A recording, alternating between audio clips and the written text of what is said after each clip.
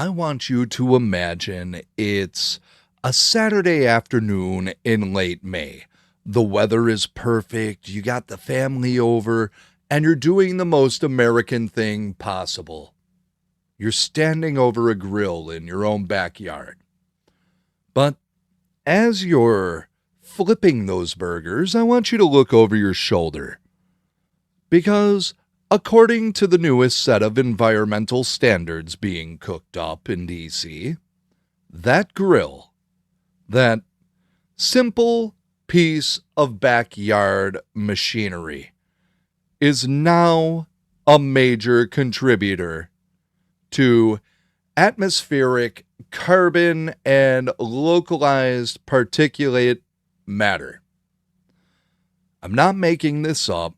We're seeing a coordinated effort by the EPA and the radical environmental groups to regulate the emissions of residential outdoor cooking appliances.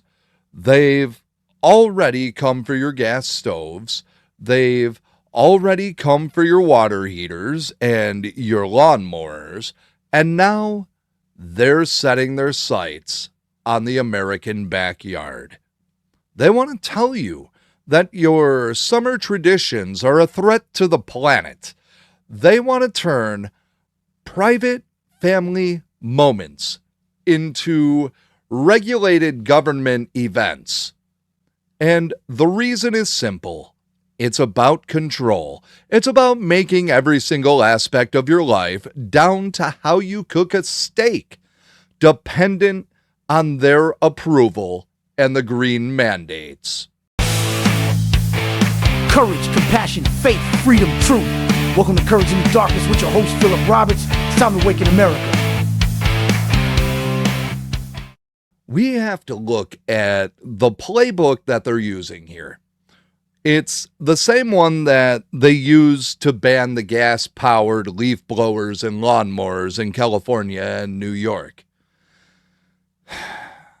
They start by publishing studies that claim a single hour of charcoal grilling is equivalent to driving a car 100 miles.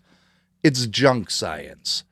But they use it to build public health justification for regulations. Right now, the EPA is looking at new air quality standards that would specifically target wood and charcoal burning appliances. They aren't going to kick down your fence today, but they're going to make it impossible for companies to manufacture the grills that you love.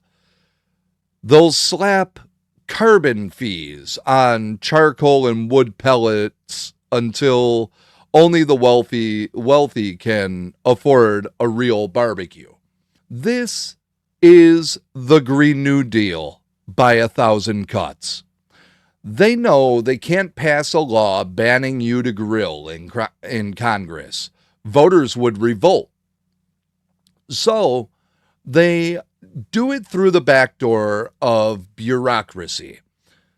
They use unelected experts at the EPA to write rules that bypass the people that you've actually voted for. Why do they care so much about a backyard grill? Because the backyard is the last bastion of true American privacy. It's where you gather with your community outside the reach of the managed public square. The left hates anything they can't monitor or subsidize. They want you using electric grills that are tied into a smart grid that they can throttle with, or when the energy demand is too high. They want you eating lab-grown meat. They're subsidizing, well, they tax the local rancher out of existence.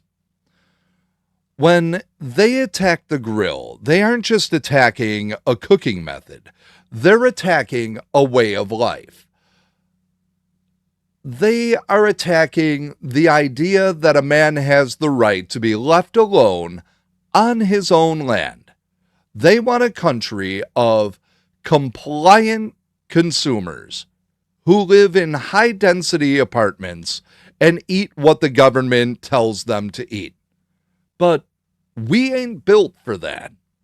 We're a nation of explorers, pioneers, and yes, backyard grillers. And we don't need a permit from D.C. to have a cookout. The war on the grill is just the latest chapter in their war on common sense.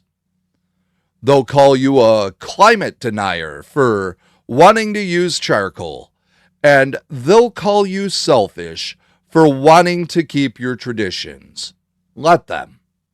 This summer, fly your flag, light your grill, don't apologize for living your life. The moment we start asking for permission to enjoy our own property is the moment we've already lost the republic.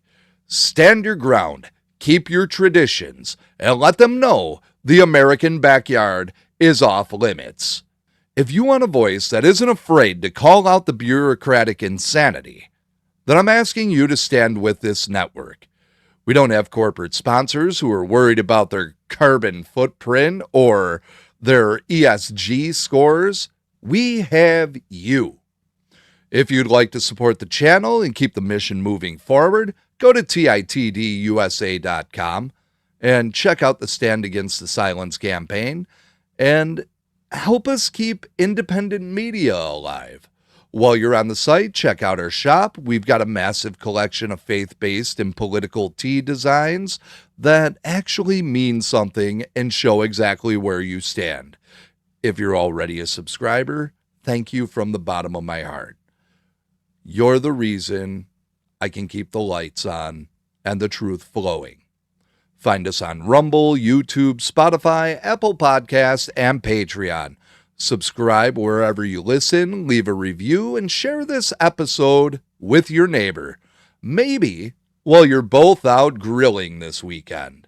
The silence they want from us, we refuse it every single week. Stand with us, support the mission, refuse the silence, and I'll see you next time.